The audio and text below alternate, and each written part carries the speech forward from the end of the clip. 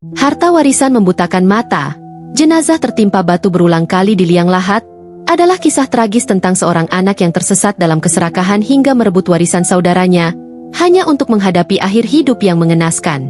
Saat jenazahnya hendak dimakamkan, keanehan terjadi. Batu-batu besar terus menghantam liang lahatnya, membuat warga desa ketakutan. Apakah ini balasan atas dosa-dosanya? Atau ada rahasia lain yang tersembunyi di balik kehancuran keluarga ini? Sebelum kita mulai, mari kita bersholawat kepada Nabi Muhammad Shallallahu Alaihi Wasallam dengan mengetik sholawat di kolom komentar. Jangan lupa untuk subscribe channel ini, karena saya mendoakan pendengar setia cerita ini mendapat pahala, kelancaran rejeki, dan keberkahan hidup. Amin. Ayo, mari kita simak cerita selengkapnya. Bab 1, Warisan Sang Ayah. Di sebuah desa kecil yang dikelilingi sawah hijau dan bukit-bukit menjulang, keluarga Pak Junaedi hidup dalam kesederhanaan. Kehidupan mereka penuh kehangatan meski tak bergelimang harta. Pak Junaedi, seorang petani yang dihormati, selalu mengajarkan nilai-nilai kejujuran dan tanggung jawab kepada kedua anaknya, Fadil dan Hendra. Namun, keharmonisan keluarga itu mulai terkoyak ketika usia tua dan penyakit akhirnya merenggut nyawa Pak Junaedi. Di detik-detik terakhirnya, dengan napas yang tersengal, ia memanggil kedua anaknya dan istrinya, Bu Maryam, ke samping ranjang tempatnya terbaring lemah. Allah Maha mengetahui apa yang ada di hati kalian, ujar Pak Junaedi dengan suara serak. Aku telah memutuskan warisan tanah ini untuk Fadil. Dia adalah anak yang amanah dan akan menjaga keluarga kita. Fadil, yang sejak kecil terbiasa membantu ayahnya di ladang, hanya tertunduk. Hatinya berat menerima tanggung jawab itu, tetapi ia menghormati keputusan ayahnya. Di sisi lain, Hendra, yang dikenal malas dan lebih suka menghabiskan waktu di warung kopi, memandang penuh amarah.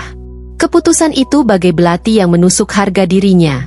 Bu Maryam menangis terisak sambil menggenggam tangan suaminya. Jangan khawatir, Pak, kami akan menjaga amanahmu, katanya. Namun, tangis itu seolah menjadi pertanda getir. Mata Hendra membara. Ia merasa diperlakukan tidak adil, seperti anak yang tidak dianggap dalam keluarga. Dalam hati, ia bersumpah tidak akan membiarkan dirinya kehilangan hak atas tanah yang ia anggap milik bersama. Beberapa hari setelah kepergian Pak Junaedi, suasana rumah menjadi dingin. Fadil, dengan hati-hati, mulai mengelola tanah warisan sambil tetap merawat ibunya yang jatuh sakit karena kehilangan suaminya. Namun, setiap langkah Fadil selalu diawasi oleh tatapan penuh dendam dari Hendra. Kata-kata tajam sering terlontar dari bibir Hendra, menyebut Fadil sebagai anak kesayangan yang serakah dan tamak. Apa kau pikir Allah hanya memberkahi kamu, Fadil? Semua ini juga milikku, teriak Hendra suatu hari, membuat Bu Maryam hanya bisa menangis. Meski begitu, Fadil tetap sabar. Ia berharap waktu akan menyembuhkan luka hati adiknya. Namun, Hendra semakin larut dalam amarah. Ia mulai membicarakan kekecewaannya kepada para tetangga, menyebar cerita bahwa Fadil sengaja merebut harta keluarga dengan dalih amanah. Beberapa tetangga mulai meragukan Fadil, dan cibiran kecil mulai terdengar setiap kali ia melintasi jalan desa. Anak sulung serakah, gumam seorang warga yang dipengaruhi ucapan Hendra.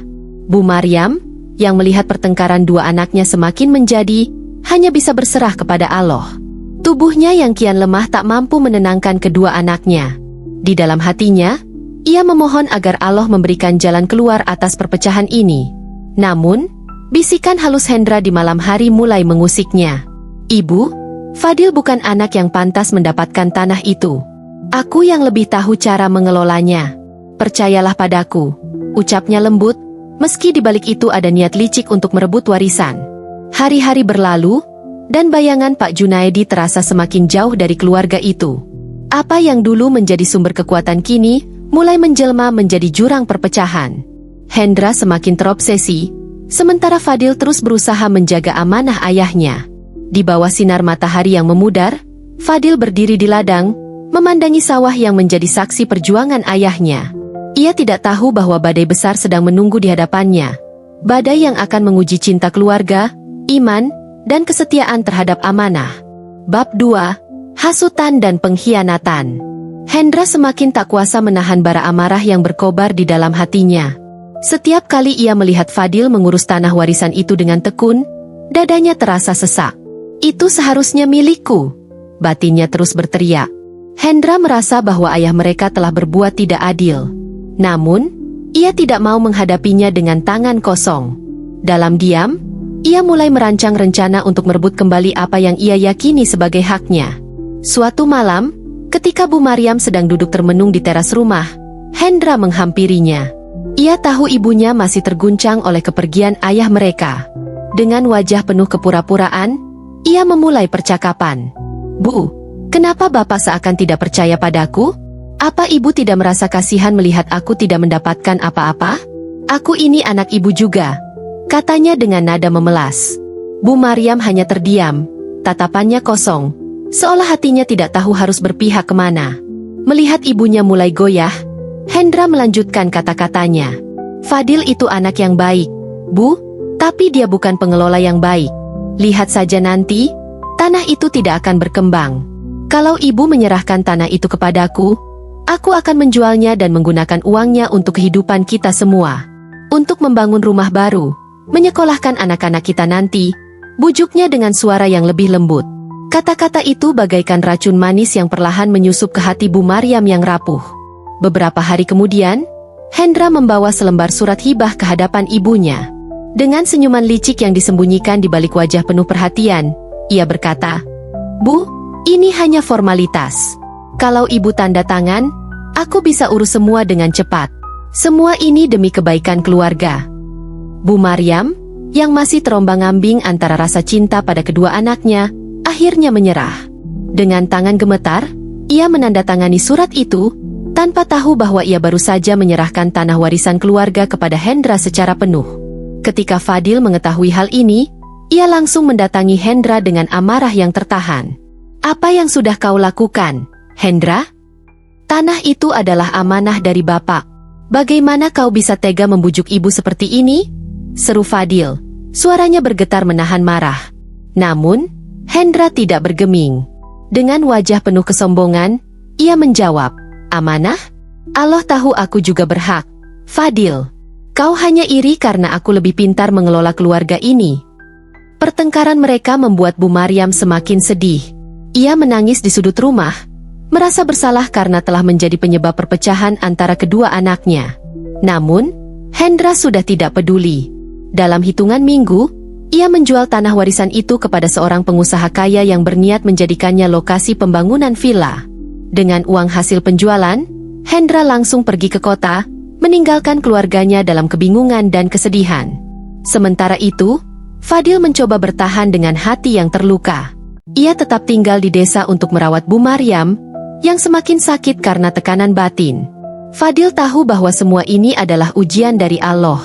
Ia sering berdoa dengan air mata mengalir, memohon petunjuk dan kekuatan. Namun, jauh di dalam hatinya, Fadil merasa ada sesuatu yang gelap dan mengancam akan menghampiri Hendra. Dan ia hanya bisa berserah, menunggu waktu yang akan menjawab semuanya. Bab 3. Keserakahan yang membawa malapetaka. Setelah menjual tanah warisan keluarga, Hendra hidup dalam euforia kekayaan yang baru saja ia raih. Ia pindah ke kota dan mulai menjalani kehidupan yang serba gemerlap. Setiap malam, ia terlihat di bar-bar mahal, memesan minuman termahal, dan bergaul dengan orang-orang yang hanya mendekatinya karena uang. Dalam hatinya, ia merasa puas. Lihat, aku berhasil membuktikan siapa yang lebih pintar. Gumamnya dengan senyum penuh kesombongan, seolah dunia kini berada dalam genggamannya. Namun, di balik kemewahan itu, langkah Hendra mulai terasa goyah. Uang yang ia dapatkan dari penjualan tanah semakin berkurang karena gaya hidupnya yang boros. Pertemanan yang semula penuh tawa berubah menjadi bayangan gelap ketika utang mulai menumpuk akibat kecanduannya berjudi. Hendra mencoba menenangkan dirinya dengan berkata, "Aku masih punya uang. Semua akan baik-baik saja." Tetapi kenyataan terus mendesaknya ke sudut yang semakin sempit. Di sisi lain, kejadian aneh mulai menghantui Hendra. Suatu malam, saat ia sedang tertidur di apartemennya, ia mendengar suara samar. Suara itu bukan dari luar, melainkan terdengar di telinganya, dekat dan menekan. "Kau menjual amanah keluargamu. Kau menghancurkan warisan ayahmu." Suara itu berulang-ulang, membuat Hendra terbangun dengan keringat dingin. "Ah, ini pasti mimpi buruk," pikirnya, Tetapi malam-malam berikutnya ia terus dihantui hal serupa. Tidak hanya itu, setiap kali Hendra melihat cermin, ia merasa ada bayangan gelap di belakangnya. Bayangan itu seperti sosok ayahnya, Pak Junaedi, memandangnya dengan mata yang penuh kekecewaan. Ketika ia mencoba berteriak, bayangan itu menghilang, meninggalkan rasa takut yang mencekik. Hendra mulai merasa terasing, bahkan di tengah keramaian kota. Tawanya yang dulu lantang kini berubah menjadi senyum yang penuh kepalsuan. Sementara itu, di desa, Bu Maryam semakin sakit. Ia terus memikirkan Hendra, tetapi Fadil selalu mencoba menenangkannya. Bu, Allah tahu semua ini adalah ujian. Hendra pasti akan menyadari kesalahannya suatu hari nanti, ucap Fadil dengan penuh harap, meskipun hatinya juga dirundung kesedihan yang mendalam.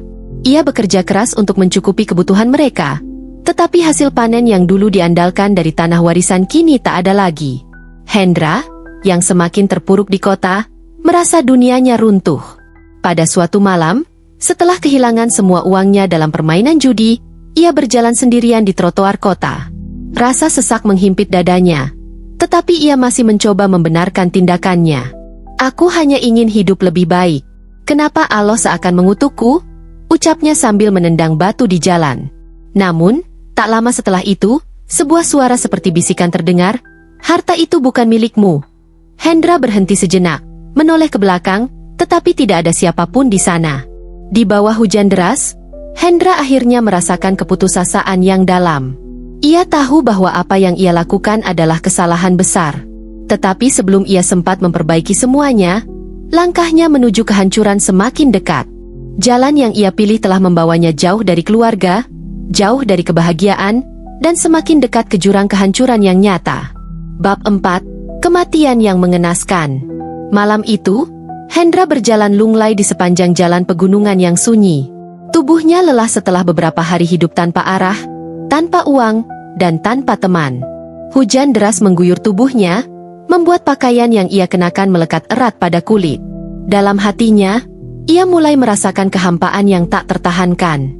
Apa semua ini salahku? Apa yang sebenarnya aku cari? Gumamnya pelan, tetapi suaranya hilang ditelan deru angin yang dingin menusuk tulang.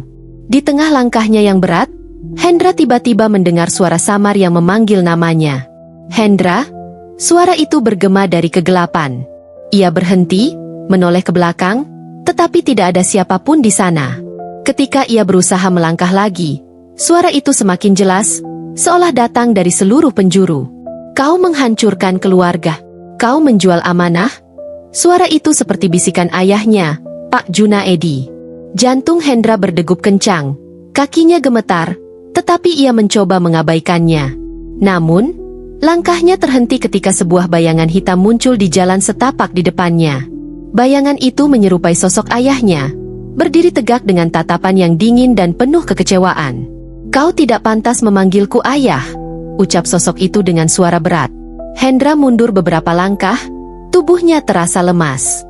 Maafkan aku tidak tahu harus bagaimana, teriaknya, tetapi bayangan itu tidak bergerak. Tiba-tiba, bayangan itu menghilang, meninggalkan Hendra sendirian dalam kegelapan. Ketakutan membuat Hendra kehilangan konsentrasi. Ia tidak memperhatikan jalan licin di bawah kakinya. Dalam sekejap, ia terpeleset dan terguling ke jurang berbatu di sisi jalan. Tubuhnya terbanting keras ke bebatuan. Suara tulangnya yang patah terdengar nyaring di antara gemuruh hujan. Hendra berteriak kesakitan, tetapi tidak ada yang mendengarnya. Tubuhnya terkapar di dasar jurang, darah mengalir deras, membaur dengan air hujan yang terus turun tanpa henti. Beberapa jam kemudian, warga desa menemukan jasad Hendra setelah mendengar kabar bahwa ia belum kembali ke rumah kontrakan kecilnya di kota. Tubuhnya sudah kaku, wajahnya dipenuhi luka, dan mata yang terbuka lebar menunjukkan ketakutan yang mendalam. Saat tubuhnya diangkat dari jurang, salah satu warga berbisik, ini pasti akibat dari dosa-dosanya. Allah tidak tidur. Berita tentang kematian Hendra sampai ke desa, membuat Bu Maryam jatuh pingsan begitu mendengarnya. Ia terbaring lemah di tempat tidur, menangisi anak bungsunya yang telah pergi dengan cara yang mengenaskan. Fadil, yang sejak awal mencoba menjaga ketenangan, tak kuasa menahan air matanya. Ia merasa kehilangan, tetapi juga marah atas jalan hidup yang dipilih Hendra. Semoga Allah mengampuni dosanya, bisiknya lirih di samping tubuh ibunya yang terkulai lemah. Kematian Hendra menjadi bahan perbincangan warga desa. Sebagian menganggapnya sebagai hukuman atas keserakahannya, sementara yang lain merasa iba pada nasib malangnya. Namun, di balik semua itu, Fadil tahu bahwa ini baru awal dari ujian yang lebih besar.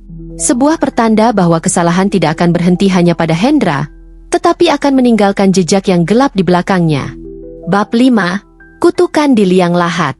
Pemakaman Hendra dilangsungkan keesokan harinya. Suasana desa dipenuhi kesedihan bercampur rasa takut. Jenazah Hendra yang telah dimandikan dan dikafani dibawa ke pemakaman desa dengan iringan doa-doa. Namun, di antara doa yang dilantunkan, terdengar bisikan-bisikan warga tentang kutukan yang menyelimuti keluarga itu. Harta memang bisa membutakan mata.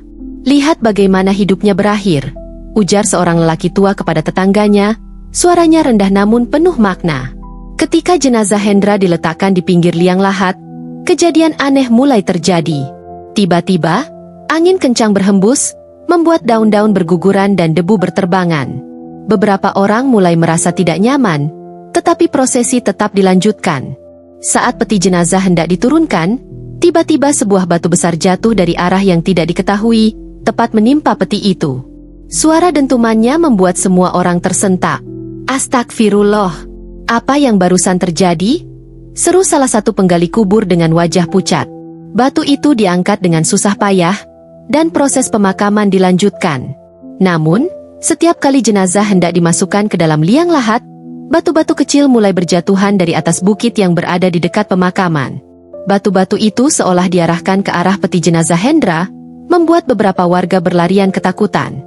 Ini bukan kejadian biasa. Mungkin ini balasan atas apa yang dia lakukan, bisik seorang ibu tua sambil memeluk cucunya erat-erat. Fadil yang berdiri di sisi makam mencoba menenangkan warga. Dengan suara tegas, ia berkata, "Kita hanya manusia biasa. Jangan berprasangka buruk.